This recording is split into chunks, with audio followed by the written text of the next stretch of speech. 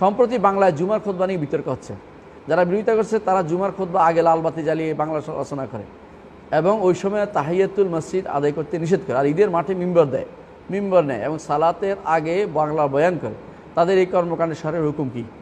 এক নম্বর হচ্ছে, আমিও তো খুতবা দেই, আমরা যারা খুতবা দেই, বাংলা খুতবা আপনারা বলেন, আমরা বাংলা খুতবা দিই না, আমরা আরবি খুতবা দিই। এটা মনে রাখতে হবে। প্রত্যেকটি যারা বাংলা খুতবা বলে মিথ্যা কথা বলে, আরবি খুতবা দেওয়ার পরে বাংলাতে বুঝিয়ে দেই। সবাই একমত, সমস্ত ফকি একমত। কেউ যদি কোনো হামদুসানা বুঝছেন তো, ইন্নাল হামদালিল্লাহ নাহমাদু প্রথম যেটুকু কয়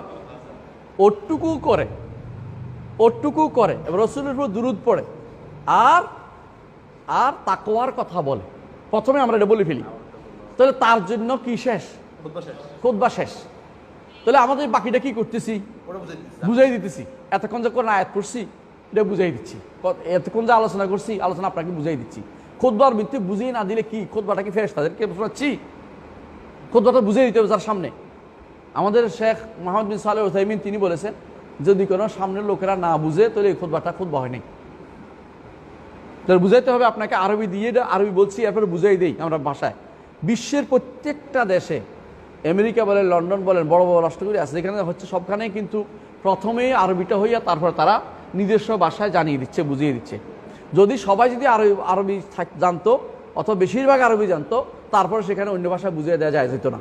কিন্তু যেখানে আমাদের দেশে বেশিরভাগ জানে না, 2-4টা হয়তো থাকতে পারে যারা বুঝে, এই দুইজনের জন্য তো খুতবা না, খুতবা তো জমহুরের জন্য, খুতবা তো ভাষণ। এই ওয়াজ যে করে হুজুররা, যে বাংলা ভাষা ওয়াজ করা যাবে না, তাহলে হুজুররা দেখি ওয়াজ করুক তো দেখি। বিভিন্ন জায়গায় যাচ্ছে, তাজকির বলে এটাকে, ওয়াজ এবং তাজকির। বাকি অংশটা হচ্ছে ওয়াজ এবং তাজকির, এটা যে কোনো ভাষায় হইতে পারে। এখানে নিয়ে বাড়াবাড়ি করাটা একটা ভুল। তো সুতরাং আপনি যেটা বলছেন যে বাংলায় দিচ্ছে, বাংলা খুতবা আমরা দেই না, কেউ দেয় না বাংলা খুতবা, মিথ্যা কথা। বাংলা খুতবা ওইটা যেটাকে বলা হয়েছে আরবি বলা হয় না। আমরা প্রথমেই খুতবার মূল আরকানগুলো শেষ করে ফেলি, তারপরে কোরআন আয়াত বলি, হাদিস বলি, এটা বুঝিয়ে দেয়। এটাই নিয়ম, বুঝিয়ে দিতে হবে, না মানুষ কি বুঝলো, আমার কাজ কী তোলে, এটা অবশ্যই বুঝিয়ে দিতে হবে। এটাই নিয়ম, এর বাইরে অন্য কোনো চিন্তা করা হচ্ছে বেহুদা ঝগড়া করা। এই জন্য দেখবেন অন্য বড় বড় আলেমরা, বাংলাদেশ ছাড়া সব দেশের আলেমদের মধ্যে একটা গোষ্ঠী, এমনকি হানাফিদের একটা বড় গোষ্ঠী, তারা বাংলায় খুতবা, বাংলা না মানে তাদের খুতবার পরে বাকি অংশ, প্রথমে খুতবার পরে বাকি অংশ মাতৃভাষায় দেয়, তাদের ভাষায় দেয়। এটাতে কোনো সমস্যার কোনো কিছু নেই।